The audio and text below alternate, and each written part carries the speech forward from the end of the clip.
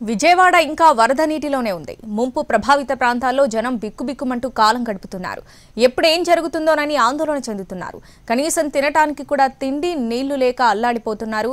హెలికాప్టర్లు, డ్రోన్ల ద్వారా ప్రభుత్వం ఆహారం సరఫరా చేస్తుంది. విజయవాడను ఇంకా వరద ముప్పు వీడలేదు.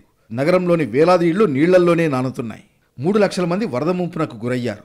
ఇప్పటికీ పూర్తి స్థాయిలో వరద ఉధృతి తగ్గకపోవడంతో తీవ్ర ఇబ్బందులు పడుతున్నారు. వరద నీటి నుంచి బయటపడేందుకు ప్రయత్నిస్తున్నారు బాధితులు. బెజవాడ నగరం 2 వైపులా ముప్పులోనే ఉంది. ఇక బుడమేరులో వరద ఉధృతి ఇంకా తగ్గలేదు. బుడమేరు శాంతించకపోతే ముప్పు తప్పదనే ఆందోళన వ్యక్తమవుతోంది. బుడమేరుకు గండి పడడంతో సింగ్ నగర్తో పాటు పరిసర ప్రాంతాలైన పాయకాపురం, కండ్రిక, వాంబే కాలనీలు ముంపునకు గురయ్యాయి. విజయవాడను బుడమేరు ముంచెత్తడంతో కోట్ల రూపాయలు విలువ చేసే అపార్ట్మెంట్లు నీట మునిగిపోయాయి. సెల్లార్లలో మోకాళ్లలోతు వరద నీరు చేరింది. దీంతో విల్లాలు విడిచి జనం బయటకు వెళ్లాల్సిన పరిస్థితి వచ్చింది. గేటెడ్ కమ్యూనిటీల్లో కూడా రోడ్లపై నీరు చేరింది. కార్లు వరదలో మునిగిపోయాయి.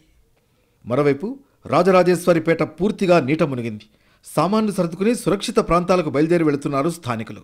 2 రోజుల నుంచి వరద ముంచెత్తడంతో పిల్లలు, వృద్ధులు, గర్భిణీలు అందరూ ప్రమాదకర పరిస్థితుల్లో వరద దాటుతున్నారు. పీకల్లోతు నీళ్లలో కూడా మంచినీటి కోసం సాహసాలు చేస్తున్నారు. కాలనీలో చిక్కుకున్న వేలాది మంది ఇతర ప్రాంతాలకు తరలి వెళుతున్నారు.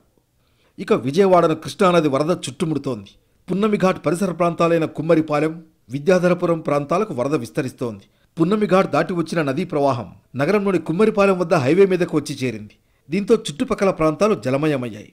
బోట్లలో సురక్షిత ప్రదేశానికి స్థానికుల్ని తరలిస్తున్నారు అధికారులు. విజయవాడలో ముంపు ప్రాంతాల ప్రజలకు ఆహారం అందిస్తున్నారు. హెలికాప్టర్ల ద్వారా ఫుడ్ ప్యాకెట్లను ఇంటి మేడపై జారవిడుస్తున్నారు. మరోవైపు డ్రోన్లను కూడా వినియోగించుకుంటున్నారు. డ్రోన్ల సాయంతో ముంపు ప్రాంతాల్లోని బాధితులకు ఆహారం ప్యాకెట్లు పంపిణీ చేస్తున్నారు.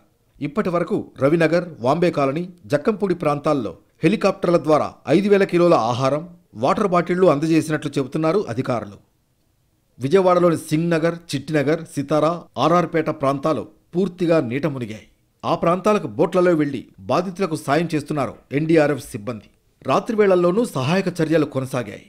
బోట్లలో ఇంటింటికి వెళ్లి ఆహారం, నిత్యావసరాలు అందజేశారు. బెజవాడలో వరదల ఎఫెక్ట్తో హోటల్ రూమ్స్కు గిరాకీ పెరిగింది. ఇళ్లల్లోకి వరద నీరు వచ్చి చేరడంతో నగరవాసులు సిటీలో హోటల్ రూమ్స్ తీసుకుంటున్నారు. ప్రధాన ప్రాంతాల్లో ఉన్న గవర్నర్పేట, కృష్ణలంక, ఏలూరు రోడ్లలో ఉన్న హోటల్స్ రూమ్స్కు ఫుల్ డిమాండ్ ఏర్పడింది. హోటల్ నిర్వాహకులు రూమ్స్ ధరలు పెంచి మరీ వసూలు చేస్తున్నారు.